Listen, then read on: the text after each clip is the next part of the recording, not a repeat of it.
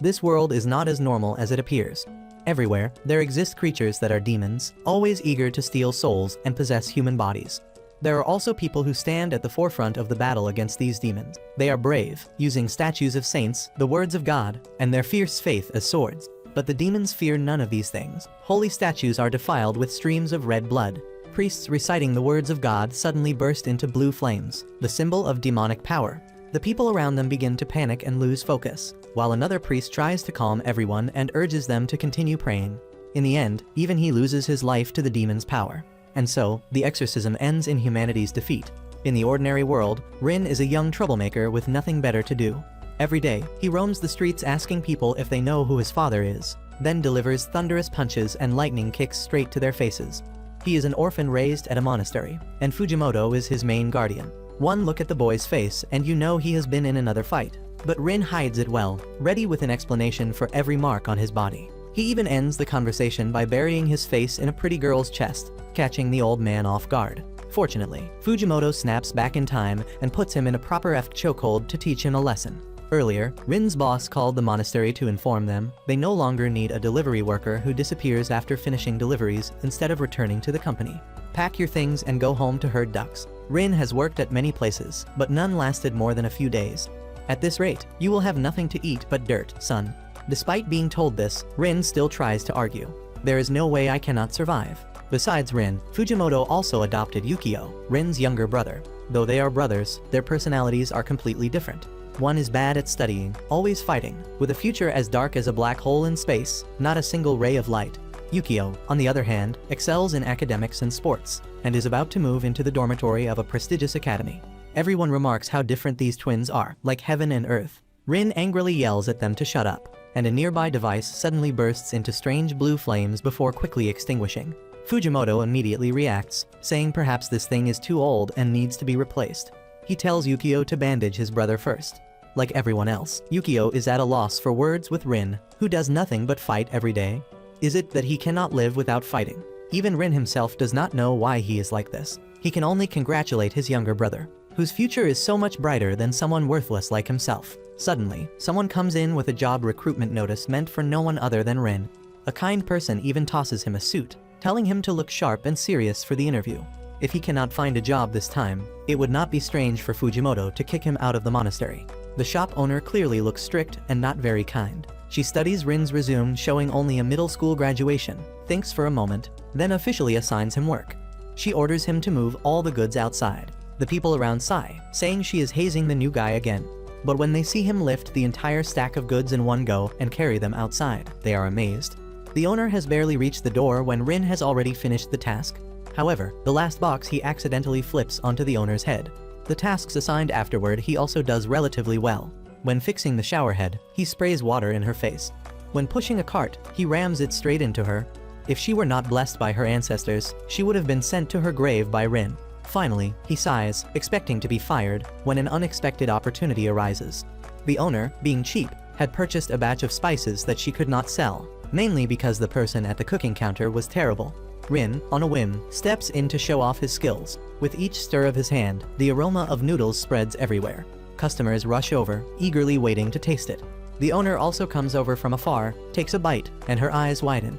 In the end, she announces that Rin is hired and must come to work on time. Overjoyed, Rin runs outside to let everyone know he is heading home. To celebrate his eldest son getting a job and his youngest going to school, Fujimoto prepares a big hot pot for dinner. Just when everything seems to be going well, as Rin is about to start work again, he sees a little girl chasing after a handkerchief blown away by the wind. He catches it, then looks at the girl and remembers she is the one whose father asked for an exorcism. Rin unconsciously looks at the handkerchief again. Something is clinging to it, and then pulls it away, making it fly off again. He chases after it into the supermarket. The creature climbs onto a pile of goods, jumping around and causing them to fall. Below is a little girl, so Rin throws himself to shield her.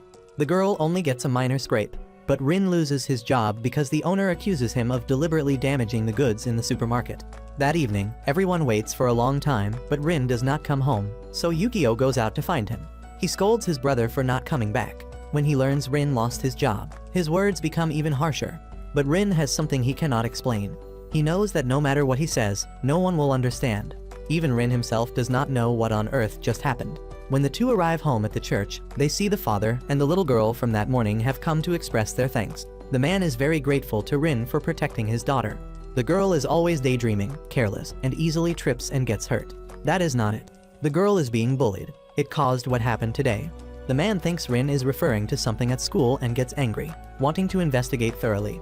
The little girl then tugs his hand and says it is not that. It is a spirit, not a human. The man pauses to look at his daughter, then explains that she has a vivid imagination, probably from hearing too many fairy tales. Rin is about to explain so the man understands, but Fujimoto stops him and simply gives the girl a small bottle containing a 4-leaf clover. Rin does not understand, but Fujimoto does not explain. Instead, he forbids his son from going outside because today has already been too much. But the next morning, when Rin wakes up, he encounters the same guys he fought with before. Moreover, strange creatures also appear in his surroundings. They provoke him, making Rin disregard the old man's grounding. This guy comes from a wealthy family and is about to enter a prestigious school, so he wants to call Rin to settle the previous matter quietly, to avoid leaving a bad reputation later. Rin does not care much. He puts away the money, saying he is not interested. Even though Rin said so, the guy does not give up and continues to provoke. If you do not take the money, how will your little brother continue his studies? Is the money he gets from cramming and studying enough? Rin originally did not care, but when the other guy mentions Yukio, he immediately gets angry and punches him. After being hit and falling down, the guy gets up and screams in rage. His entire body transforms. His head sprouts horns, his back grows a tail, and his ears become pointed. He no longer looks human. His underlings, as if they do not notice anything, rush over to grab Rin and pin him down. The guy pulls out a hot iron rod, wanting to press it onto Rin's body. In this desperate moment, Rin lets out a furious scream. From his body, blue flames erupt and blaze. The one before him completely changes his attitude. He introduces himself as the demon Astaroth, a servant of the demon king Satan, here to welcome the prince. Rin is confused and does not understand what the one before him is saying. Outside, Fujimoto has arrived. O Lord in heaven above, reward them according to their deeds, according to the work of their hands. Following his prayer, the demon's expression immediately shifts from calm to discomfort, then to rage. He lunges forward to attack first, but Fujimoto catches his arm, spins him, and slams him down. He presses 2 fingers together, points them straight at him, and shouts that he must die. From the demon's mouth, a stream of black mist escapes, and then his entire body falls unconscious. Rin asks his father what is happening. The place where we live exists parallel to a place called Gehenna. Normally, the 2 places cannot communicate or connect with each other. But after what just happened, the wall separating them no longer exists. You are the son of Satan. The demons will find you soon. You must flee quickly. The demons coming for you will not be ordinary ones, but the fiercest and most dangerous. As Fujimoto speaks, the surroundings begin to change. He can say no more and pulls Rin's hand to run. Demons continuously follow them. They send dark marks to track their location and hunt them both. Along with that, numerous lesser demons appear to slow their movement. Fujimoto only needs to wave his hand and they vanish. This shows he is no ordinary exorcist. When they jump to another building, before them are stray dogs and cats from all over the area. But they are not normal. They are corpses controlled by demons. Despite the number of enemies, Fujimoto is not afraid. These are just ordinary ones. Encountering human-shaped undead would be dangerous. He only needs to throw out a bottle of water and the entire horde melts, losing all fighting capability. The father and son successfully return to the monastery. It seems they have prepared for every situation. It appears Fujimoto is not the only one who knows about Rin's circumstances. Outside, 3 layers of barrier seals have been prepared. But Fujimoto is not yet at ease. We need more than this to hold out until morning. He assigns everyone to reinforce the barriers while he takes Rin into a secret room that even Rin has never known existed. Fujimoto retrieves the sword Kirakara, a legendary artifact passed down through generations. Rin's dark power is sealed within this sword. Now that everything has been exposed, Fujimoto can do nothing but hand it over to him. But he must remember to protect this sword with his life and never draw it. If he does, the power will return and he will no longer be human. Outside, hordes of demons are trying to break in.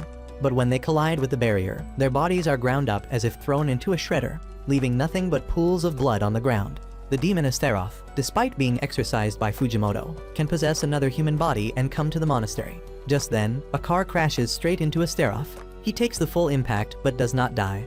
Instead, he uses the car to disable the barrier and charges inside. Fujimoto, who is explaining the situation to Rin, hears a loud crash. He tells Rin to use this time to escape, to go somewhere the demons cannot find him and live a life as a human. When he locks the room, the inside of the monastery is already filled with demons. The other priests do not let them run rampant. One removes his glove to reveal a carved seal, then transforms into a boxer, punching each demon in the face. Another draws a magic circle and uses his own blood to summon a strange creature to join the fight. On another side, a priest seems to swallow an entire barrel of gasoline and breathes fire at the demons. Thanks to them, the battle remains under control. However, when Astereth enters, everything changes. He is not only fast, but also powerful. No attack can touch him. But when he strikes, no one can defend. Fujimoto pulls out a gun and shoots, but he misses every shot. As both sides are locked in struggle, Astereth lets out a furious scream. The human body he possesses swells and becomes grotesquely massive. With this size, he can tear anyone here apart like shredding dried chicken. But at that moment, a trident suddenly flies in and pins him to the ground. The one who struck is none other than Rin, who broke down the door without anyone noticing. The demon never expected the prince he came to welcome would attack him. Fujimoto is briefly surprised, then quickly seizes the opportunity, using the holy words of God and his fierce faith to exorcise Astereth. The most dangerous threat of this battle is temporarily resolved. At this point, everyone is seriously injured. But instead of treating them, Fujimoto orders them to quickly pack up and take Rin away from here. Rin vehemently opposes this decision, but Fujimoto insists. The most important responsibility of this monastery is to protect Rin.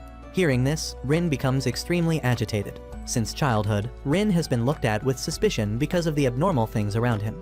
People said he was a demon's child who did not deserve to live. Now, everything Fujimoto tried to hide has been exposed, making Rin extremely uncomfortable. Adding to that, seeing everyone injured tears at the heart of this young man. He loses his composure and screams that no one needs him, that even Fujimoto will sooner or later abandon the demon's child. He no longer needs this fake family. From now on, do not call yourself my father. Even Fujimoto cannot stay calm after hearing what Rin said and slaps him. Pack your things. Dawn is almost here. Just as Rin turns his back, Fujimoto suddenly collapses. The people around want to come check on him, but he stops them and tells them to stay away. He laughs savagely, and blue flames erupt from his entire body, a sign that the king of the demon world, Satan, has arrived to take his son back. Seeing this, the people around rush forward, but with just a glance, he sets them ablaze. Satan uses his claws to cut his hand. Blood flows down and forms a gate leading to the demon world. A human body cannot withstand Satan's power. He grabs Rin and throws him into the gate. No matter how hard Rin struggles and resists, he cannot escape. Satan stands above, laughing loudly as his goal is about to be achieved. But at that moment, the human consciousness in Fujimoto's eyes returns. He grabs his pendant and stabs it into his own chest. Fujimoto cannot defeat Satan, but he will not let him do as he pleases. Sacrificing his own life is the best option. However, the gate continues to function and pulls Rin toward the demon world. In the final moment, as he is about to be completely swallowed, Rin grabs the sword and draws it. The sealed dark power is released. Both Rin and the sword are engulfed in the flames of the demon world. He slashes down at the gate. The entire room flashes with blinding light and then goes dark. When everything returns to normal, Fujimoto lies in the middle of the room. And Rin, in a form that is neither human nor demon, sheathes the sword and cries helplessly over Fujimoto's death. His death was not just the end of a life, but also the end of Rin's peaceful existence. He looked back longingly at the home filled with warm memories and stepped outside. Everyone, despite being injured, continued working diligently. No one blamed him for attracting the demons. Instead, they reminded Rin that he could return if he wanted, as this was still his home. Before Fujimoto died, he had given Rin a phone. In the contacts, there was only one number to call. It belonged to Fujimoto's friend, someone who would do everything possible to support and help Rin do whatever he wanted. So Rin called and waited eagerly to see who would arrive. From the distance, a flashy pink limousine came driving toward him. It nearly hit Rin before stopping. A man stepped out of the car. This was the person Fujimoto said would always help if Rin needed it. His fashion style was trendy, but his face looked somewhat shady. In short, he did not seem trustworthy at all. While they were talking, Yukio also came to greet them. He would be following his brother to True Cross Academy. It was hard to believe. The older brother was utterly clueless, barely knew a thing, yet got into the same prestigious academy as his younger brother, who had always been known for his excellent grades. True Cross Academy was not simply a single school. It was an enormous area, like an entire district separated from the rest of the world. Rin was like a country bumpkin who knew nothing, while Yukio remained calm and composed, ignoring everything around him and focusing only on reading his book. What Rin did not expect next was that Yukio would be the freshman representative giving the speech. He knew his brother was smart, but he never imagined he was this smart. As soon as they stepped out of the opening ceremony hall, Yukio was surrounded by many girls. Seeing his younger brother so successful, Rin remembered when they were little, how the shy kid used to hang his dreams on a tree. He kept it hidden because he was afraid people would find out. Rin happened to see it, and fortunately, instead of teasing him, he encouraged and supported his younger brother. Perhaps that was why Yukio was able to persist in chasing his dreams until now. Next, Rin wandered around exploring the school. Compared to this place, the monastery was like a toenail. Just an ordinary classroom alone was larger than the entire monastery. Rin was so surprised that he attracted everyone's attention and felt extremely awkward. While wandering through the hallway, Rin saw a dog. It walked a few steps, then turned back to look at him as if wanting Rin to follow. So he followed it to a less crowded area, and the dog suddenly transformed into Mephisto. As a principal, he could not wander around the school freely. But Rin was very curious about whether becoming an exorcist meant he could turn into a dog. Ordinary exorcists cannot, but he can. Mephisto tossed Rin a key, then led him through a strange door. This was where the school trained its exorcists, though it was also vast with many classrooms. The classrooms were run down and not new like those outside. Inside, a few people were waiting for the teacher to arrive. They were people who had suffered spiritual wounds, or had not, to see demons. Some people have innate ability, while others gained it after being affected by demons they encountered. Those born with the ability were few, while those who acquired it were many, so the school also had a class dedicated to this. Just as Rin heard the principal's explanation, the teacher arrived, but to his shock, it was Yukio. No one was surprised except Rin. Was this not his younger brother, the top freshman? Why was he not attending regular classes but coming to the exorcism class instead? Rin could not stay calm and shouted at Yukio. If he knew about exorcism, then he must also understand everything related to his demon older brother. Yukio tried to use his authority as a teacher to ask Rin to calm down, but it did not work. So he had to ask all the students to leave so the two brothers could talk. Unlike Rin, Yukio was born weak, so the darkness did not choose him. It was actually Rin who left a spiritual wound on his younger brother. That opened the path of exorcism for Yukio starting at age 7.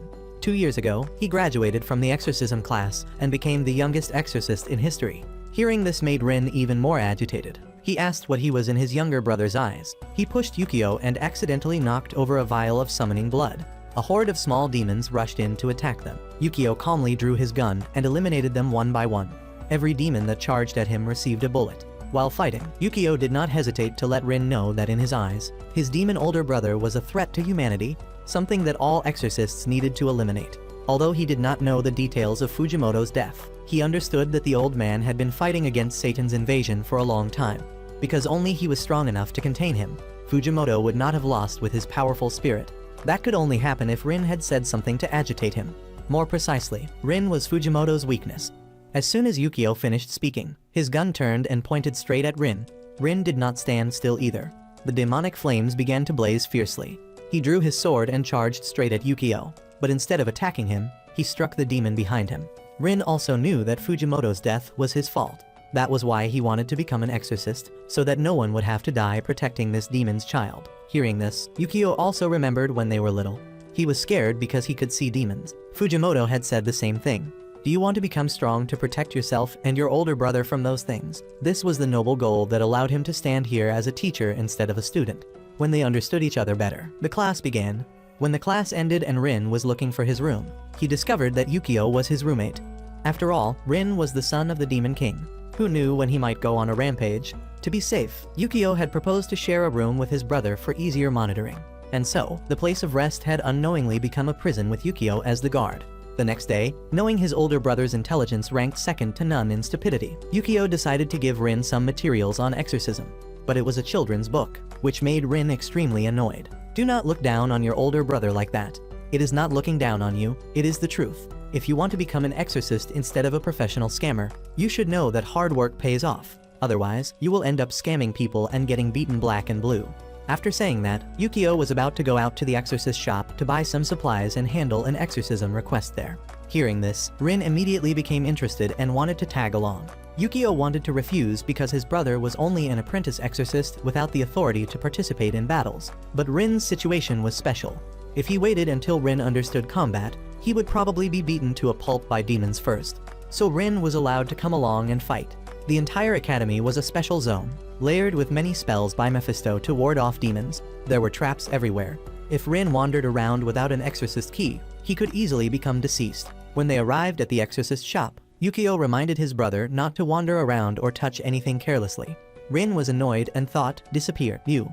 He was his younger brother, not his parent, so why was he saying things like do not wander around or touch anything? It was unbearably irritating. Just after cursing silently in his heart, he actually did wander around and ignored Yukio's reminder.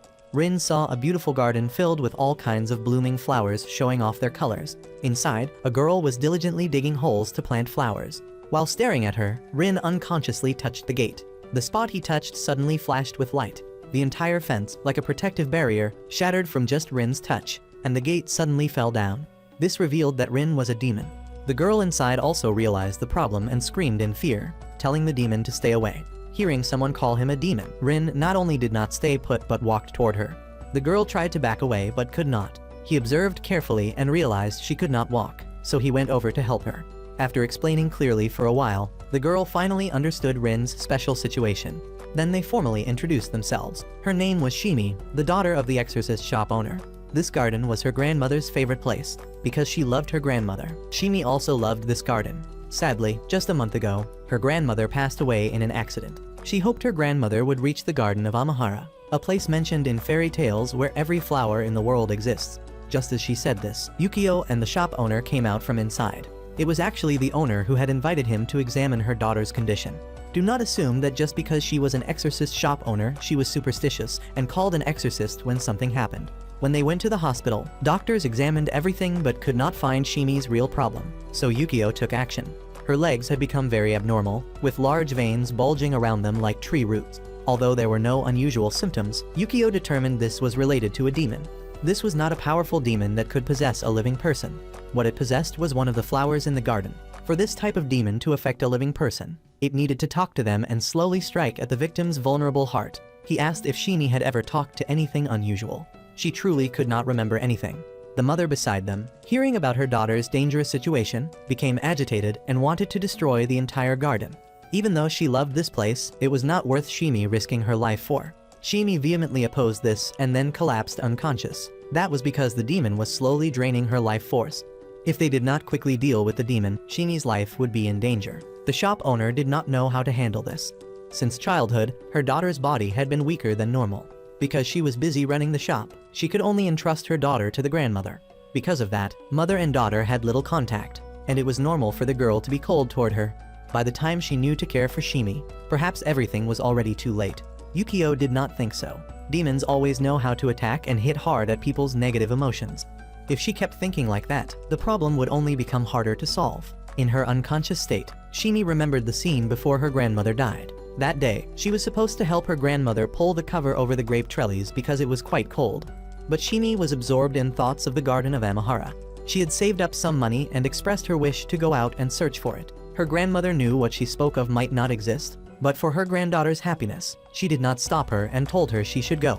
By the time Shimi returned, all that remained was an old woman lying beneath the trellis. Just like that, her grandmother passed away. Shimi felt it was her fault. Since her grandmother left, the flowers in the garden had stopped blooming. She cried helplessly, not knowing what to do. At that moment, the demon appeared. It said it would help Shimi protect the garden, the thing her grandmother cherished most, and would not let it wither or disappear. And so, from then on, Shimi's legs became strangely weak, unable to stand or move. When Shimi woke up, she went out to the garden again.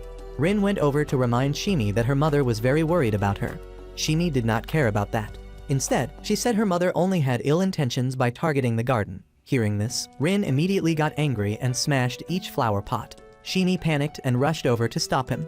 How long did she plan to imprison herself in this garden? If her grandmother were still alive, would she want her granddaughter to stay here forever? Shimi did not know the answer. She only knew that her grandmother died because of her. Rin also realized this girl was very similar to him, both tormented by the deaths of their loved ones. Your grandmother is gone, but your mother is still here. Do not make your mother sad anymore. Do you not want to go find the Garden of Amahara? Shimi was truly moved, but her legs could no longer walk. Yukio suddenly interrupted with important news. As long as they killed the demon, everything would be restored. At that moment, the demon's voice rang out. It was furious at being betrayed. Shimi's legs suddenly transformed into roots, and her body was enveloped by a giant flower. It deliberately pushed Shimi forward as a shield. Yukio knew this, of course, and told Rin to go ahead. Rin tried to find an angle to attack, but could not. It kept putting Shimi in front to block any strikes, making Rin afraid to attack. Yukio behind him, seeing this, declared that no matter what, he would kill it. The demon did not believe he would dare, but to the surprise of both Rin and the demon, he fired a shot straight at Shimi's heart. Seeing this, the demon threw her aside and tried to flee. Rin was waiting for exactly that and slashed it with one strike. As for Shimi, she was completely unharmed, and her legs were healed. Her mother was walking toward her. Rin tapped Shimi on the head and told her to hurry up and apologize to her mother. Opportunities like this did not come often. The longer she delayed, the harder it would be to say. And so, mother and daughter embraced each other in tears of happiness. The next morning, Rin did not follow the manufacturer's instructions and bit half a pill. He sat in class daydreaming about himself single-handedly taking on an entire demon clan, then landing coolly while everyone showered him with praise. Luckily, the teacher was kind. Otherwise, anyone hot-blooded would have kicked him right in the face. It was not just once but many times that Rin fell asleep during class. The teacher got tired of reminding him and stopped calling on him. But the students who studied seriously felt annoyed. What had to come eventually came. Going to school but sleeping more than staying awake meant taking tests on faith alone. But with Rin's intelligence that could be called grandfather-level stupid. He was not aware of the problem and was very confident. Sitting next to him was Shimi, who was equally confident, since her family sold medicine. The theory was relatively easy for her. But Shimi's score was not very high because she used her own names for medicines instead of the international names. So even though her answers were almost all correct, her score was still low. As for Rin, his score was second highest from the bottom. Out of a total of 100 points, he got only 2. It was impressive he even managed that. Suguro, who was annoyed with Rin's attitude toward studying, saw this and remarked that even if you ate dirt, it would be hard to find someone as stupid as him. Rin was about to curse back when he saw that his opponent scored 98 points. The remaining 2 points must have been taken by Rin. Nice try, rookie. Even if I swapped my brain and my butt, I would still score higher than you. Rin looked at Suguro and felt this guy was not decent. His hair was partially dyed like bird feathers, and his hands had rings and piercings. He looked like an incorrigible delinquent, so how could he study so well? I came here to study seriously, unlike someone who sleeps all day like you. So what if I sleep? I am good at practical work. Let us go at it and have a fight. Just as the two were about to combat on the spot, everyone came out to stop them, and the matter ended there. Later, when he had time, Rin asked Yukio about Suguro. Although he looked rough on the outside, Suguro was actually very intelligent. He was the successor of a famous temple in Kyoto, and was highly expected and anticipated by many teachers. If that was the case, then theoretically Rin could not beat him. Later, when Rin was talking with Shimi, Suguro came over to provoke him with sarcastic remarks about being lovey-dovey in broad daylight. Being lovey-dovey with a girl is still better than a guy who brings boys wherever he goes, no different from being gay. So the two faced each other, ready to fight again. Everyone outside was surprised because the two were unbelievably similar in their rudeness. Did they hate each other because they were too alike? In physical education class, the two faced the demon toad together. In terms of practical work, Rin was truly the father of the class, leading by far. Suguro behind him could not surpass him no matter how hard he ran. Rin called Suguro a chicken, and the other guy flew up and kicked him. In practical matters, the survivor is king, so playing dirty was fine. But he did not expect the toad was already behind him. Fortunately, the teacher pulled the demon toad back in time, then dragged him aside and scolded him harshly. It was not without reason that Suguro was so hard on himself. It was because he wanted to avenge the monks and rebuild his temple. 16 years ago, a horrifying event occurred. For some reason, Satan's flames attacked the temple and killed numerous monks. Only one apprentice monk survived to witness that scene. Outsiders did not understand what happened that year.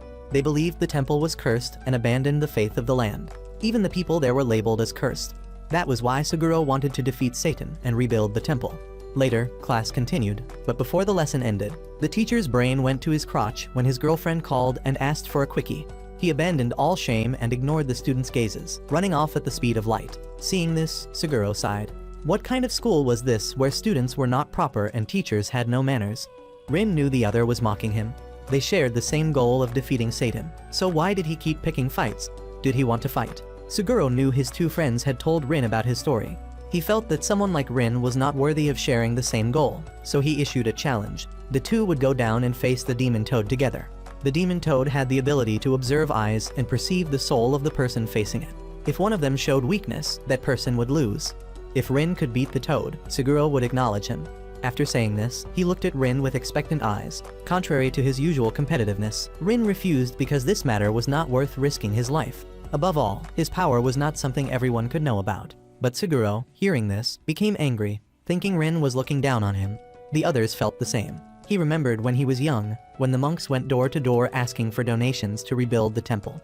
They not only did not support, but also whispered hurtful words, saying they were monks from the cursed temple and that they should let that thing collapse. Even Suguro bore the name of the cursed child. Hearing this, he angrily shouted that it was all Satan's fault, and he would become an exorcist and kill him with his own hands. The monk heard this and laughed. He was not teasing, but he found it truly joyful. Suguro did not understand that the monk feared Satan instinctively and thought the monk was looking down on him. Now at the scene, there was someone who thought he was joking. He was not a child to be shouting about defeating Satan. In that moment of emotional instability, the toad caught that moment and lunged forward to bite Suguro. Right then, Rin jumped down and landed right in its jaws. But instead of being torn apart, the toad showed fear and trembled, releasing Rin. He cursed at Suguro, calling him an idiot and asking if he was tired of living. Although Suguro lost the bet, he would not concede to Rin. The two faced each other again, ready to fight. Everyone above sighed at the sight. They did not know that in the distance, Yukio was waiting. Everything was set up by Mephisto to test Rin. Who knew if he was playing with fire? Furthermore, when the demon world heard that the Demon King's son was wandering in the human world, they were in an uproar. It was truly difficult for Mephisto to have to watch over the Demon King's son here. The next morning began a series of days of living and studying for Rin at school. As usual, he woke up late while Yukio had already finished eating, then blamed his younger brother for not waking him up. I called you 3 times, but you just lay there like you were about to die. I was about to roll you up and bury you. Next time if calling does not work, just use a physical alarm, got it? After the two finished eating, they went to school. By lunchtime, even though Rin ran as if he had constipation to the food counter, he was too late. When he arrived, there was only one bread roll left. He grabbed it, and Suguro also reached for it. As soon as the two saw each other, they wanted to beat each other up. The friends beside them had to splash some water on them to cool their hot heads before they fought right there. In the distance, Yukio also went to buy food. Of course, there was nothing left to buy. But unlike the other students, the title of top freshman in the special course was very different. A group of idle female students with nothing better to do had prepared food and stood waiting. Seeing Yukio was like seeing a king. They offered up delicious and exotic dishes for him to choose from. They even argued over him, eyes shooting lightning at each other. The group around Rin saw this scene from afar and truly admired him. How was Yukio so attractive to girls? As for Yukio, he did not know whose food to choose. Taking one person's would leave out another. No matter what, they would get jealous and fight, tearing at each other's clothes. That would be big trouble. Fortunately, he saw Rin at the food counter and ran over to drag his brother to lunch. It was truly a convincing excuse to refuse. While Yukio was breathing a sigh of relief, Rin's eyes lit up when he looked into the food display case. Inside were lobsters, king crabs, and many other top-grade delicacies. He eagerly prepared to buy when he found out the cheapest meal was nearly 2,000 yen. Rin did not even have 100 yen in his pocket, so what could he eat? Was he supposed to starve to death? Yukio beside him remarked that True Cross Academy was a place for rich kids. If you were poor and came here, you could only survive by tightening your belt. Hearing this, Rin wanted to draw his sword and slash some students, then force them all to cough up money for him. Yukio stopped him and went to find Mephisto to report the difficult situation. At least the cafeteria should have something cheap to survive on. He did not agree. Top-grade food was essential. Only by eating well and drinking well could life be complete.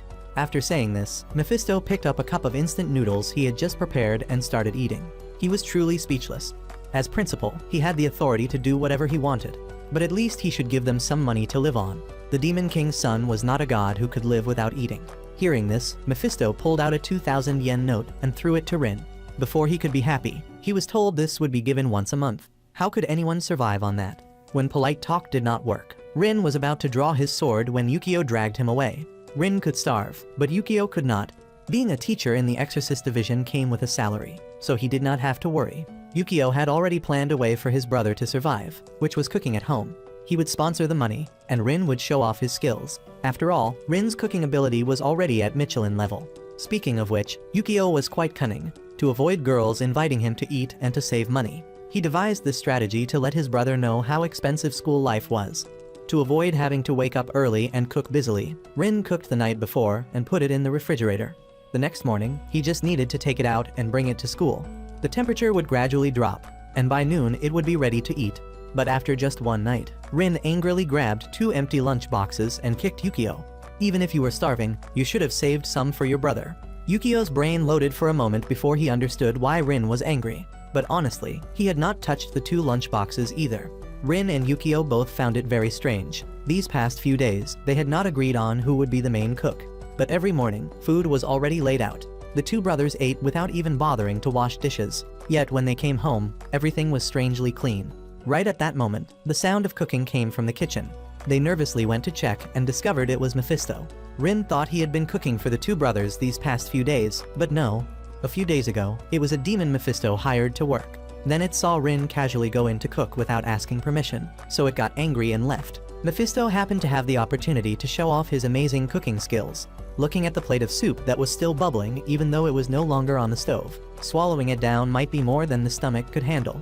Rin took a risk and opened the bowl, then his eyes rolled back and his mouth opened toward the sky.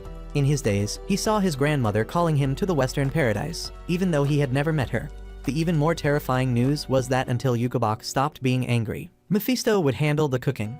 If the demon never stopped being angry, well, figure it out yourself. To prevent that fate worse than death from happening, Rin went into the kitchen and cleaned it thoroughly, arranging everything neatly. But Yukabok was still very angry and threw a fork as a warning.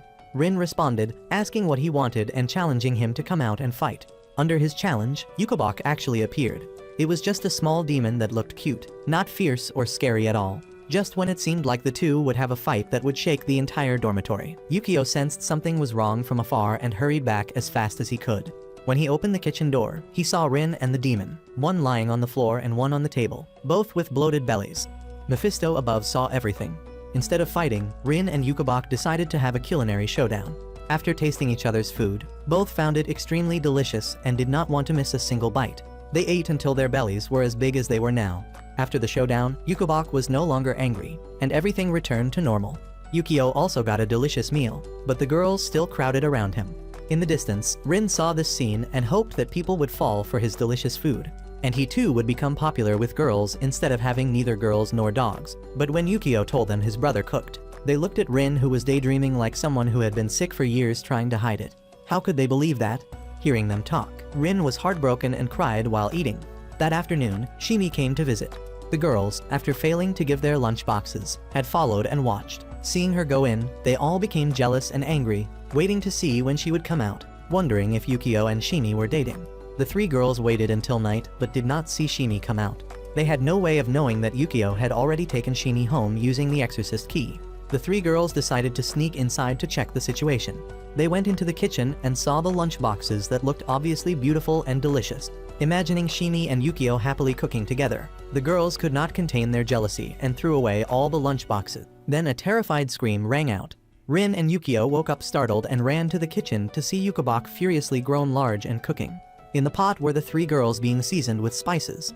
Rin saw that Yukabok's operation was unstable and tried to stop him, but the demon swung its arm and knocked him back. Yukio drew his gun to exercise it, but Rin stopped him. Yukabok was just so angry that he lost his mind. So Rin said that if he cooked while losing his mind like that, he could not create dishes that people would praise. Yukabok immediately paused. For people who love cooking, receiving praise from others is the happiest thing. At first, they cook just because they enjoy it, but later they all want their loved ones to enjoy the food. Praise is like recognition. Rin had gone through this too, so he understood very well. Yukabok was the same, so it was easy for him to calm down. The three girls were similar. Because Yukio refused to eat their lunch boxes, they ended up like this. So the seemingly innocent one had to take all the blame. He scooped up all three lunch boxes at once and then lay at home resting for several days. The three girls were safe and sound with nothing to worry about. Moving on to Shimi's situation, today when she went to school, her mother eagerly asked if she had made any friends yet. Shimi answered dismissively and stepped outside, awkwardly remembering all that had happened. Although she knew the Rin brothers, she did not know if they counted as friends. Shimi also did not want to rely too much on them, so when class ended, she chased after the only two female students to greet them. Hoping to become friends, she was so nervous that she accidentally tripped and fell. Paku saw this and turned back to ask if she was okay. The person beside her, Izumo, did not care at all, as if even looking back for a moment was not worth it. Despite this, Shimi did not seem bothered at all. Perhaps she would continue trying. Soon, the class would have a rather important test. If students passed this test, they would earn the qualification to become exorcists. Additionally, before the test, they had to choose their combat class. For someone like Rin who had not a single word of knowledge in his head, he truly did not understand any of the terminology. So he had to wander over to Suguro's group to ask questions. Suguro was clearly annoyed and wanted to kick Rin in the throat. But his two friends beside him did not feel the same. They answered all his questions. Typically, exorcists have 5 combat schools. It might sound spiritual, but exorcists could also use guns and swords, then use incantations and summoning techniques. Additionally, a healer during combat was also essential. Normal people would only choose one class as their main, while skilled people like Yukio could choose 2 schools such as using guns and healing.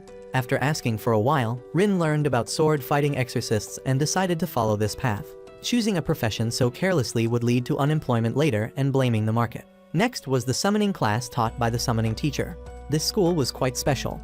To summon, one not only relied on magic circles and incantations, but also depended on innate talent. The summoning school could summon demons, spirits, and even gods to fight. This school was highly respected among exorcists because summoned creatures only made contracts with those stronger than them. If one's will wavered midway, they could even turn around and kill their master.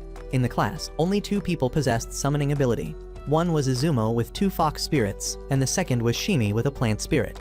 When she obtained her summoned creature, she thought it was a good opportunity to start a conversation with Izumo. So she spoke up.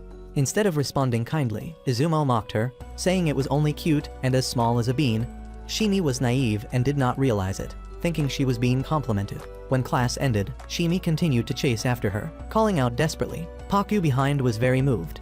Izumo just kept walking forward until she felt too annoyed and finally turned around. Shimi ignored being yelled at and expressed her desire to become friends. Hearing this, Izumo accepted, then held out her bag to Shimi. "My body is weak, so please help me carry it. Friends should help each other, right?" So instead of gaining a friend, Shimi acquired a master. Izumo made her do everything, from distributing test papers, buying food and drinks, to carrying personal belongings. Rin felt extremely uncomfortable. Many times he saw her being taken advantage of and wanted to speak up, but did not know what to say. A few days later, the class had a training camp. The location chosen happened to be where the 2 brothers lived. Since it was deserted, being a bit noisy would not matter. When the test ended, Izumo wanted to take a bath, so Shimi wanted to follow. It was her first time bathing with a friend, so she was quite excited. But unexpectedly, when they arrived, she received the dismissive words telling her to wait outside because she was not comfortable with people seeing her body. To make sure she was not waiting in vain, she should go buy some fruit milk. Shimi heard this and felt truly uncomfortable, but still turned to leave. Rin happened to come by and wanted to stop her. "Do not keep doing this. This is exploitation, not friends helping each other at all." While the 2 outside were arguing, Paku inside also felt that what her friend was doing was wrong. Taking advantage of honest people was unacceptable. In the past, people avoided Izumo because she could see demons, but Paku still remained her friend. But now it was hard to continue. She also did not plan to continue the exorcism class. Izumo was looking at her only friend in confusion when a few drops of blood fell from above. They followed it and looked up to see a 2-headed demon clinging to the ceiling. It lunged down and attacked Paku. Izumo immediately summoned her fox spirits to fight. But right at that moment, she remembered Paku's words. Her psychological wavering at the critical moment caused the spirit beasts to rebel and try to attack their summoner. Fortunately, Rin heard the commotion and rushed over in time, knocking them back, and reminded Izumo to tear up the summoning paper.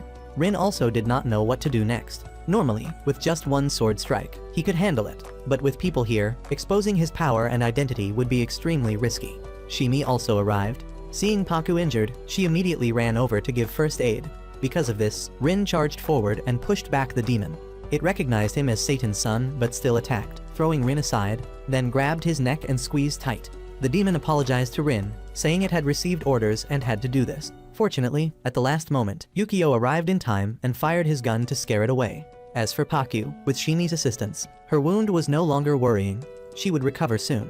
After everything, Izumo could only hide in a corner and cry. She could not even protect her only friend. How useless.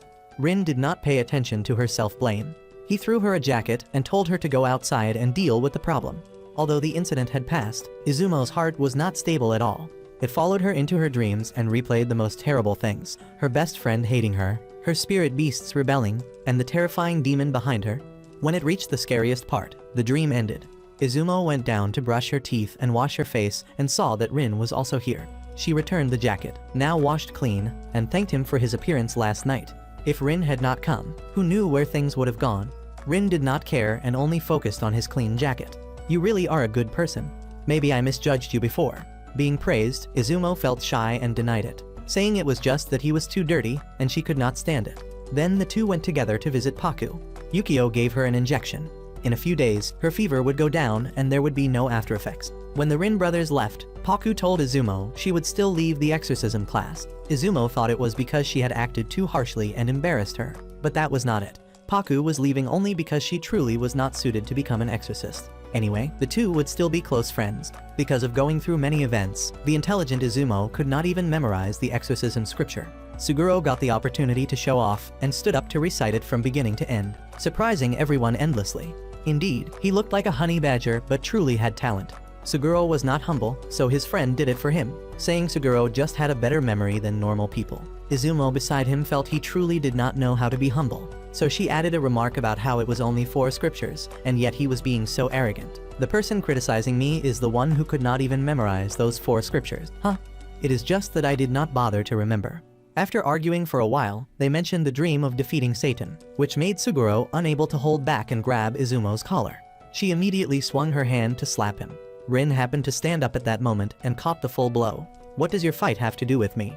Rin was about to fly into a rage and punch each of them when Yukio arrived to stop him, asking everyone to please calm down. Then he issued a punishment for the whole class to be pressed down by demon stones. The longer these things stayed on the body, the heavier they became.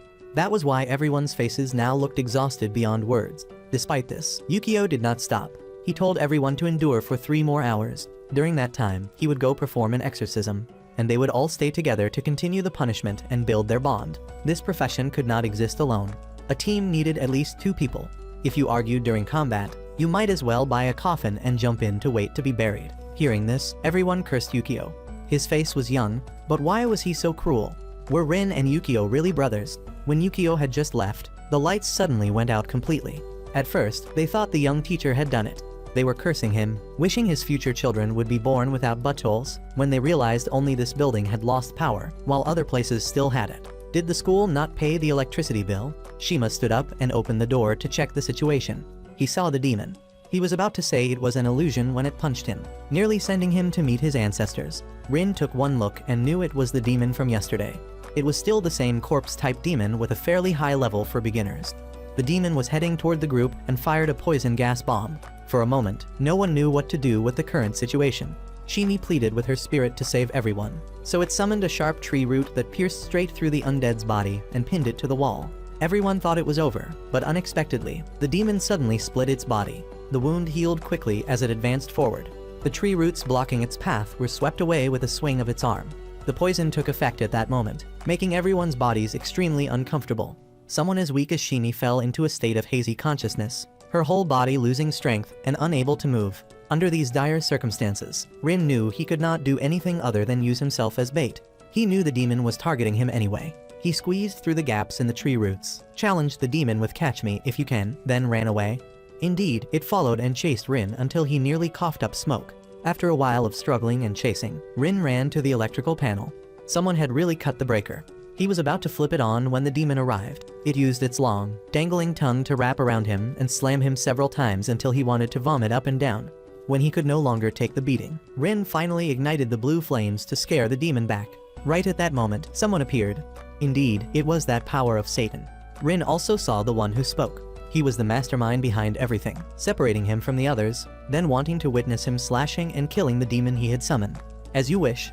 Rin immediately drew his sword and stabbed it straight into the undead's head. The blue flames quickly enveloped and burned the body. When the demon collapsed, Rin looked back at where the person had been and saw no one. In Suguro's group, they were also not safe because the demon had split into 2, and one was still right where they were. The group's combat power could not compare to Rin's, so they decided to recite the exorcism chant. But the incantation only worked when the correct counter-curse for the demon was recited, so those who knew the chant sat down and began reciting. Shimi's tree roots were about to give out. Shima was also of the chant school, but had nothing in his head, so he stood in front trying to buy some time. Izumo beside him did not know what to do and could only run over to check on Shimi. Even in her haze, Shimi was still worried about Izumo, saying she seemed different today and asking if she was okay. Hearing that Shimi in such a dangerous state was still worried about her, she did not hesitate to summon her spirits. When they were about to attack her, she yelled in their faces to obey her command. Even foxes had to fear a lioness. Although the 2 foxes unleashed quite powerful techniques, they could not defeat the demon and could only buy some time. After breaking through the encirclement Izumo created, it lunged forward and grabbed Suguro's head. Despite the pain, he continued reciting the chant. At the most dangerous moment, the lights in the building came on. It wounded and distressed the undead. In that brief moment, Suguro finished reciting the exorcism chant that the undead feared.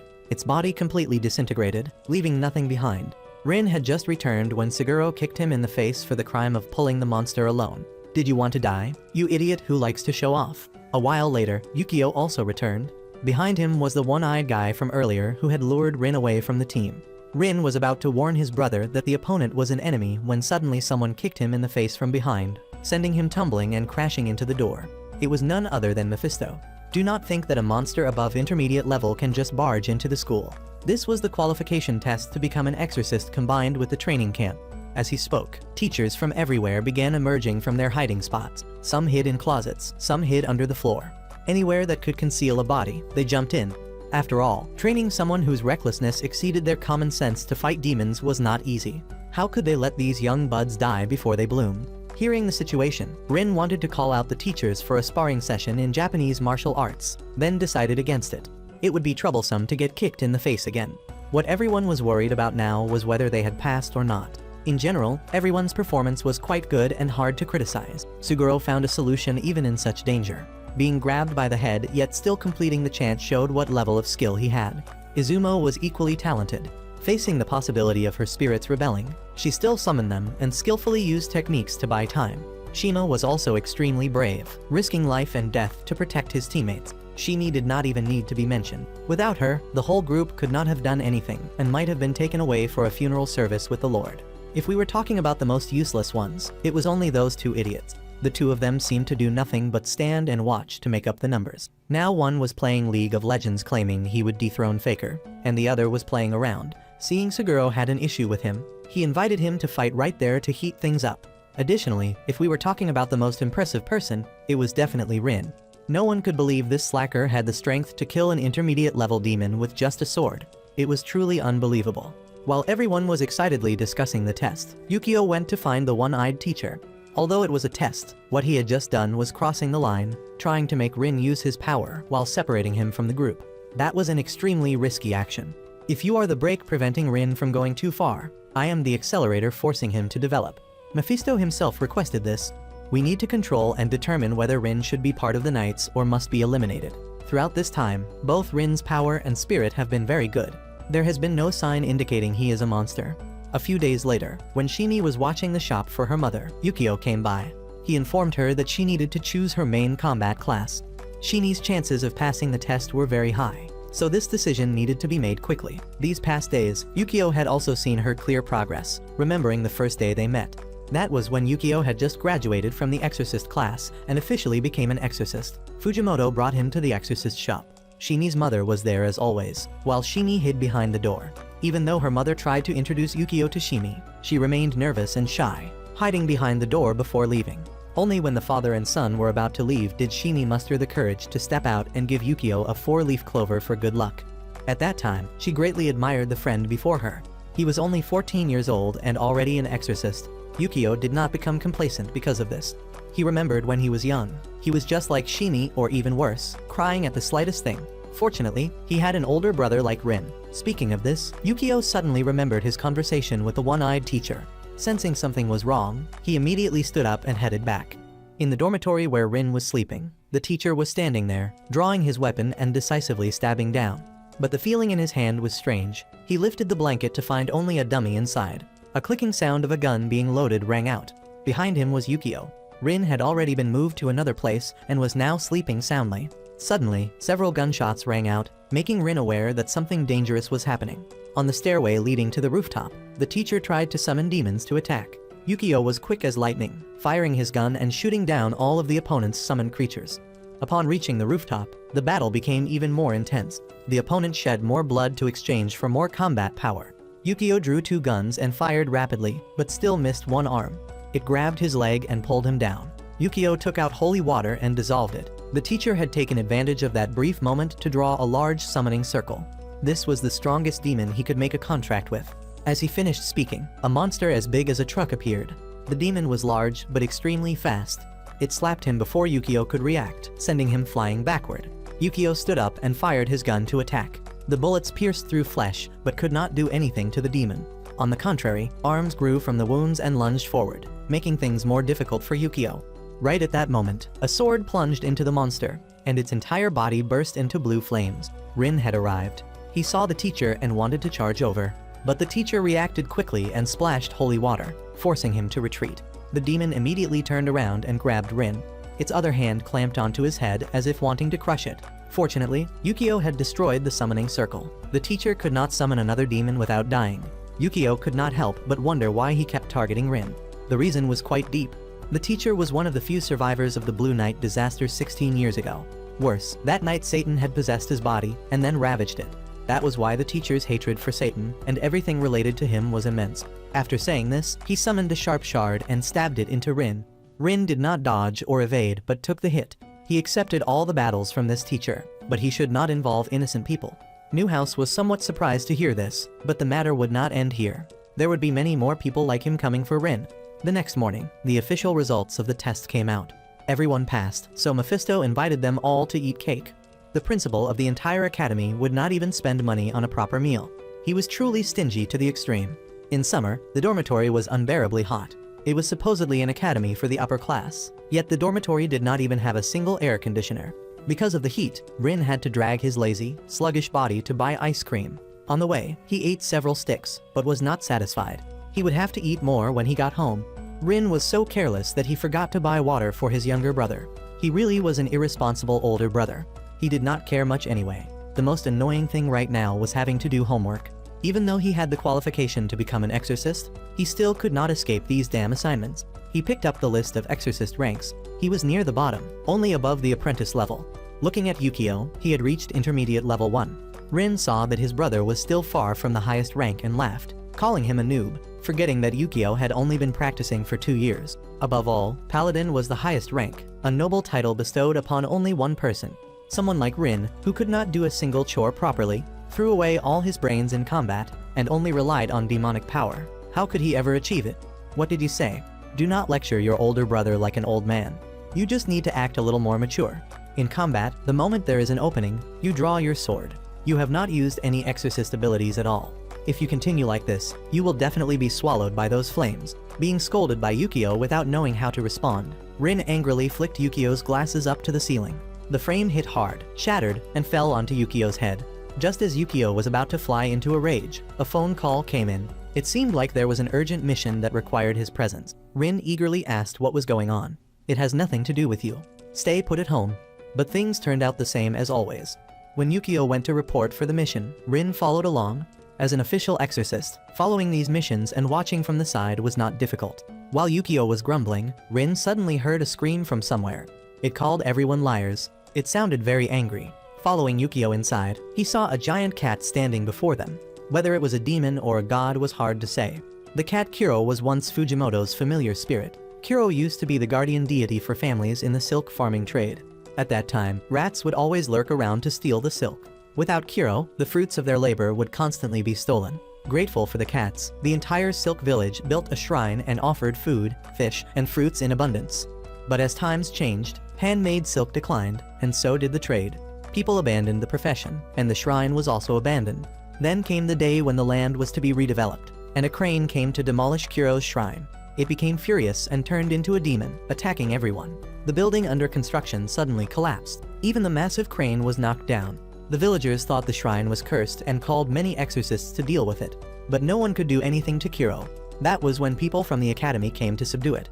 Now the cat was roaring and causing chaos. Occasionally, Rin could still hear its inner voice. Kuro believed the people before it were lying. How could someone like Fujimoto die? Everyone did not understand what was happening and thought it was just going wild for no reason. They used tranquilizer bullets, but they were not enough to knock Kuro unconscious. They only had a slight effect of slowing it down. Holy water was completely meaningless to Kuro, and no one knew the counter spell for it. They had done everything possible but still could not subdue this spirit. That was why they called Yukio. He brought a device that Fujimoto had made before his death. The old man had carefully instructed that if Kuro ever went berserk, use this. Yukio speculated it was a type of poison specially made by Fujimoto for Kuro. Since no one could make a contract with a spirit of this level, they had no choice but to eliminate it. Rin immediately stopped him. Kuro was not randomly angry but felt sad and lonely after Fujimoto's death. Rin stepped forward and once again reminded Kuro that he was gone. It screamed in denial, absolutely refusing to believe. But following Rin's words that he was gone, Kuro lost control even more and charged forward. Rin stood there and headbutted Kuro directly. It took the hit and fell down. Rin did nothing but wait for it to stand up. The old man really is gone. You loved and trusted him very much, did you not? That is why you are angry. Now let us make peace. Yukio was surprised at the scene. It was exactly like how Fujimoto had subdued Kuro. He did not fight but asked if it cherished humans very much. That was why it was angry when it was forgotten. Now let us make peace. When Yukio returned to reality, Kuro had become a normal cat again, crying and wailing sorrowfully. It remembered how it used to drink sake happily with Fujimoto. Rin did not stop Kuro but let it cry to release the pain in its heart rather than suppress it. A while later, Kuro had grown fond of Rin and rubbed against him affectionately. After Yukio reported the situation and returned, he still carried Fujimoto's secret weapon. Seeing it, Kuro was not scared but excited. It said that was the gift Fujimoto always brought for it. Yukio cautiously took it out and sniffed carefully, only to find it was catnip wine, the kind Fujimoto used to drink with Kuro. From the beginning, he never wanted to kill Kuro. He only hoped it would smell this scent and regain its composure, just like now. A few days later, a group of 3 including Rin, Izumo, and Shima went to a seaside area. Shima was excited, saying this trip was going to be great. All the fresh girls just wait there, I am coming. I will get through to every one of them, so no need to worry. Rin was happy because he got to go to the beach. Seeing them so lively, it seemed like they were going on a fun trip. But actually, it was a mission. The school's money was not so easy to enjoy, especially with the stingy principal still in office. They had no idea what they were assigned here to do. But Rin had to sit and grill squid while hawking goods. Was True Cross Academy planning to expand into the business market? Only heaven knew. The important thing right now was that they had been selling since morning, but not a single customer had come to eat. Maybe they should let Kuro have a bite to break the bad luck. Shima remarked that they needed to change tactics and have pretty girls in sexy outfits promote the goods. But unfortunately, Izumo did not understand teamwork and refused to sacrifice anything. Just as he finished speaking, Izumo arrived. She vehemently opposed the selling. Helping prepare the squid was already too much. After saying this, she walked out to the sea to relax. Indeed, drifting by the beach in summer and enjoying the cool sunshine here was truly wonderful. Just as Izumo thought this, her leg suddenly cramped. Nearby, a young boy saw this and swam over like an Olympic athlete. The kid had good intentions, but his hand landed right on Izumo's tiny tangerines. She ignored her own dangerous situation and fought back. The boy could not do anything else but forcefully use his iron headbutt technique straight into her forehead, knocking Izumo unconscious. When she woke up, the boy was about to give her a passionate kiss. She immediately responded with a headbutt to his chin, causing the boy pain. The kid's name was Yohei. He just had good intentions and wanted to give her CPR. Is your head made of iron or something? It hurts so much. You are the one with the iron head, who just headbutted me unconscious. Right at that moment, Rin and Shima also arrived. Seeing that Izumo was fine, they were no longer worried. Shima observed the surroundings and noticed the villagers seemed anxious about something. The group followed and saw a huge area of the sea had been stained black. An elderly person seeing this mentioned the sea demon, a legend from ancient times in this region. Whenever the water turned black, a demon as huge as a mountain would come and destroy the area. May God protect us. The group curiously went to the monastery where he lived. On the wall was a painting depicting the demon. It was a giant squid. Fearing the legend would come true, 6 months ago a fisherman had gone out to sea to hunt the demon and never returned. On the way back, Rin ran into the kid Yohei again. This guy really knew how to put on an act. He was lost, but did not say he was lost.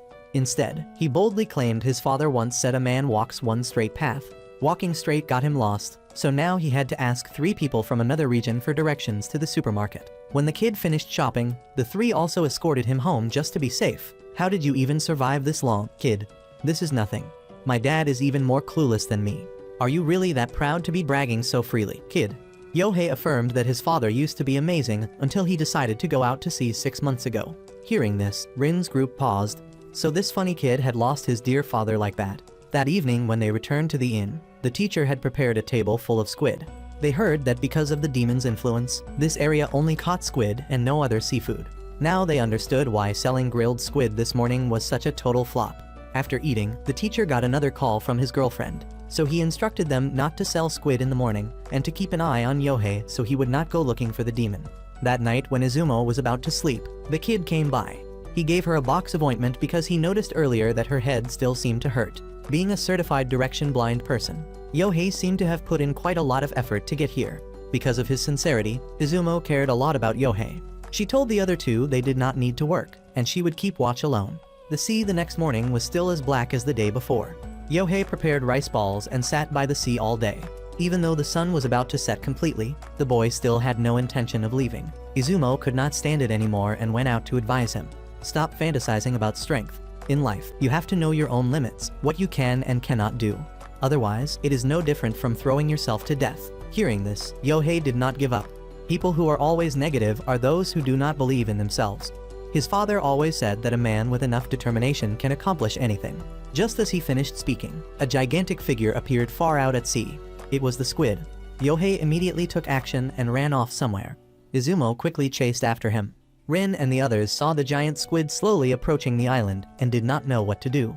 Shima beside them tried reading an incantation to see if it would work, but who knew if the squid even had ears to hear. At the most critical moment, Kuro transformed into a giant from inside and came out to fight. It rammed hard into the squid and then retreated. Seeing Kuro so powerful, Rin gradually hoped it would defeat the demon that had haunted these waters for hundreds of years. But when Kuro lunged in to bite the squid, Shima was speechless. It was a cat, so how did it not know that cats eating raw squid would get high and pass out?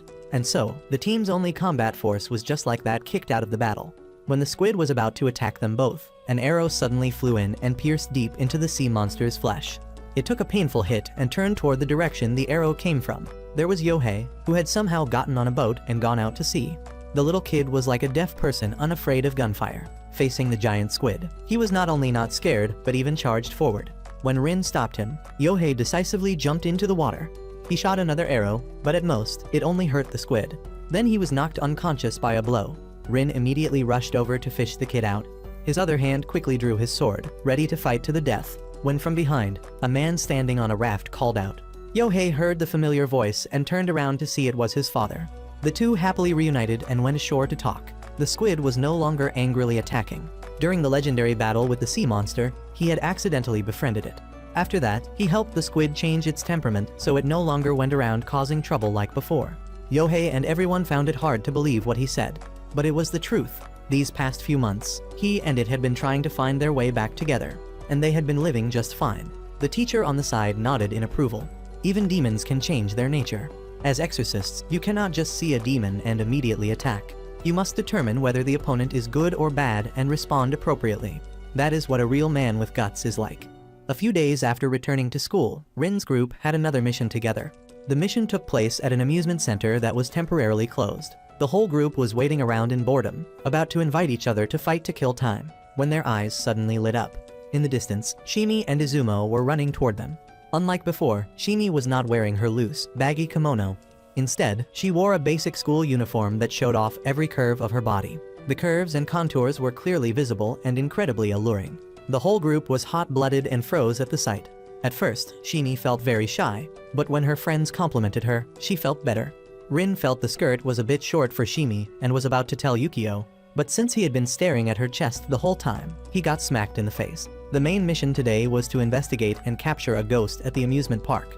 Rumors said objects at the park moved abnormally, and girls' short skirts would suddenly be flipped up. On the positive side, thanks to it, the guys got free views. But who knew if this ghost would change its behavior in the long run? So the academy decided to capture it first and figure things out later. The group would split into several teams, 2 people each. Rin and Shimi were on the same team. Hearing this news, his eyes lit up. This trip was going to be great. He could freely look at her enormous chest and her plump legs. Halfway there, Shimi could not contain herself and screamed excitedly. For a long time, she had always wanted to visit an amusement park at least once. Even adults loved this place, so how could children not? But Shimi never liked going to crowded places, so she had given up. Now that she had the opportunity, she really wanted to try it at least once. Hearing this, Rin was a total simp. If you want to play, just play. Shimi immediately agreed, making Rin feel like today was a date. He tried to find something that did not require much strength for Shimi to play. The carriage ride was the best choice. As soon as they arrived, Rin heard the sound of a child crying from somewhere. Looking more closely, the child was sitting on a wooden horse. The sight of the child crying miserably moved Shimi. She gently asked why the child was here and crying like this. But the child kept crying, which annoyed Rin. Applying the parenting methods of Asian mothers, he said, "If you cry anymore, I will smack you in the face with my slippers." The little boy got scared and flew into Shimi's chest, crying even harder. Then he tearfully told the story of how he got sick and unfortunately passed away. Since then, the promise to go to the amusement park with his family was never fulfilled. Just as Shimi was feeling sorry for him, the kid flipped up her chest. From being pitiful, he became deserving of a beating. He mocked them both for being stupid and challenged them to catch him. Hearing this, Rin and Shimi were so angry they swore they would chase him like dogs if they did not catch him. He flew quite fast, so the two could not keep up and split up to search. Shimi entered a room full of mirrors. The boy's reflection appeared everywhere, making it impossible for her to know where to find him. Then the kid got on a spinning cup and waited for Shimi to enter before activating it, making her spin round and round with it. By the time Shimi calmed down, the kid had flown off in another direction. She felt that what the boy had said was not entirely false. Perhaps he really just wanted to play some games at this amusement park with someone. So instead of chasing him, Shimi played with the ghost. On the other side, Rin wanted to inform everyone that he had found the ghost when suddenly someone above snatched his sword. It was a demon who introduced himself as the Earth King Amaman. Rin did not have time to care about who this guy was. He only wanted to get his sword back. Ignoring Rin's pleas, Amaman drew the sword, and the blue flames from it and Rin immediately surged up. When he sheathed the sword, the flames went out. Amaman found this amusing like an interesting game and kept drawing and sheathing it repeatedly. Rin below had said everything he could, but the opponent would not listen, so he charged forward and kicked. The kick missed, but the head of a Mephisto statue fell down. Amaman did not care that Rin seemed angry and began his taunting game. With a snap of his fingers, the power that had been off was now back on. The roller coaster started running. He jumped on it and looked down mockingly, making Rin climb up to chase him. When he noticed the car was about to crash into him, he nimbly jumped up to dodge. Amaman followed and knocked him down with just a flick of his fingers. He did not give up and followed, continuously punching Rin in the face while always wondering aloud why his older brother and father cared about him so much. When they landed, Rin had broken free and completely lost control. He grabbed iron bars and threw them at Amaman. Taking advantage of when he dodged, Rin charged forward, grabbed his neck, and channeled the blue flames down to burn him. Amaman knew that playing around was fine, but letting this thing burn him would mean death. He kicked Rin aside. As soon as Rin steadied himself, he wanted to charge again. But right at that moment, because of their battle, quite a few structures had collapsed. Steel beams coincidentally fell on the place where Shimi was playing with the ghost. Even though she was in a dangerous situation, she would not abandon the boy, preventing herself from escaping in time. When the building was about to crush Shimi, Rin realized he could not run there in time. With a wave of his hand, a large flame shot toward the game room. It pushed everything that was falling aside, protecting Shimi's life. That attack seemed to drain all of Rin's strength. He collapsed to the ground. Amaman walked over and stomped hard on him. Right at that moment, someone who seemed useless like Miwa appeared. He pulled a sword from his chest and slashed at Amaman. Amaman dodged the attack and then looked carefully at the newcomer. After that, he stopped playing around, returned the sword, and left. Miwa chased after the opponent. Rin stayed behind feeling extremely frustrated. Just now, he had no ability to fight back at all and was completely pinned down and beaten. Rin was so upset that he raised his voice at Shimi. Fortunately, he managed to stabilize his emotions in time. Yukio also came to check on the situation. Miwa, who could not catch up, also returned. This person was not a student, and the male appearance was also a disguise. She was Shura, a first-class senior exorcist from the Vatican, sent here to monitor and supervise dangerous elements like Rin. With her identity as the chief inspector officially appointed by the Vatican, Shura had full authority in this area. She clamped Rin's head under her arm and dragged him aside, then told Yukio to call Mephisto because she had important matters to ask. And so, Rin was dragged away by Shura in front of everyone's eyes. The girls wondered what was happening. The boys wondered why the one in that position was Rin and not them. Just look at those two mountainous peaks. Just thinking about being clamped like that was already unbearably blissful. The Vatican branch in Japan had an entrance through the park. As long as one possessed an exorcist key, one could enter. Looking at Rin's clueless expression about the branch, it was clear he knew nothing about this place. When Yukio opened the door, a grand and massive corridor appeared. It was no different from a gigantic palace. Inside, Mephisto's group was already waiting. Shura did not bother with pleasantries and directly posed the question to Mephisto, asking why he was hiding the existence of Satan's son. I want to train him to become the ultimate weapon for the Vatican against Satan. For the past 2,000 years, it seemed like humans had been fighting demons, but the truth was only passive defense. Whenever Satan possessed a body, even without his true form, but just an avatar, the most talented human exorcists could only die helplessly. That was why Mephisto chose to hide and train Rin. Shura knew that talking to Mephisto might not yield any useful information, so she decided to open the prison and talk to Rin. Only upon entering did Rin learn about Shura's relationship with Fujimoto. She had once been his student. It could be said that Rin and Shura's appearances were similar. She had lived in a harsh place where reason and love did not exist. Fortunately, in the darkness, a ray of light had appeared. Fujimoto had arrived, killed all the monsters, and took her out of that life. He himself also trained her to become a talented and powerful exorcist like she was now. Looking at Rin, Shura remembered the last time she met Fujimoto. To her, no one in this world was stronger than him, a true paladin exorcist. But at that moment, he chose Rin as his student and then clearly explained his preparations for giving Rin a demon sword. Finally, he begged Shura, the one who understood demon swords best, that if one day he died, and this kid had not yet grown up, Shura should teach him. These words were like a knife stabbing into Shura's faith. She did not believe in God but in Fujimoto. That was why she left in anger. Today she returned to kill Rin, not because he was her master's son that she would show mercy. The original statement when the Vatican appointed Shura as chief inspector was that Mephisto and Fujimoto were very likely hiding something related to Satan, which could be connected to the event where numerous monks died 16 years ago. If that was the case, Shura had the authority to execute first and report later regarding those involved in the event. That was why she had to act. Shura deliberately seized Rin's weapon, then drew the sword and slashed several wind blade strikes. They flew toward him and cut into the walls, leaving large marks. If Rin had been just a bit slower, he would have been sliced in half. No joke. After struggling for a while trying to persuade the opponent but failing, he knew he could only fight to the end. But in terms of technique and skill, it was just like fighting Amaman, too much of a gap. Throughout the fight, it was only Shura pinning Rin down and beating him. Killing him would have been extremely easy for her. Shura simply wanted to verify whether Rin was worth Fujimoto betting his life on. Seeing this clumsy and unskilled fighting style, Shura thought he had been wrong. Shura summoned illusory snakes to attack Rin. They did not injure him but distracted him a bit. Shura was waiting for exactly that and charged forward, stabbing him in the shoulder. Perhaps what Fujimoto told me about you was wrong. He was completely mistaken. Despite being stabbed fatally in the shoulder, Rin not only did not collapse but looked at Shura with anger, grabbing the sword with his bare hand. When the old man died, Rin had sworn at his grave that he would become an exorcist strong enough to beat Satan to a pulp and avenge the old man. He would become the next paladin. Hearing this, Shura laughed loudly. The son of Satan wanted to beat Satan. Fujimoto's words once again appeared in her mind. That kid is very interesting. Rin's weakness at this point was not because Fujimoto was a poor teacher, but because he was only raising a young child. Therefore, Shura decided to stay and train Rin as Fujimoto had asked. That night, Rin could not sleep and climbed onto the roof, remembering things from when he was little. At that time, Rin had beaten some classmates so badly they had to be hospitalized. No one could approach and counsel him, so they called Fujimoto. Seeing Rin's aggression and strength, everyone called him a demon. Only he did not scold or blame him but came over and gave him a hug. Rin was still angry and kept punching him in the stomach until the glasses fell and made a sound. Only then did he stop.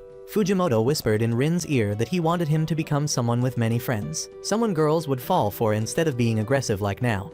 But you do not know how to do that. Use your strength for good purposes instead of beating up everyone you see like now. At this point, he could not take it anymore and collapsed. Fujimoto had been punched by Rin so hard his ribs broke. But he still tried to act like he was fine, saying he did it on purpose so he could go to the hospital and see the nurses with huge melons. But when the doctors lifted the stretcher, he immediately screamed gently.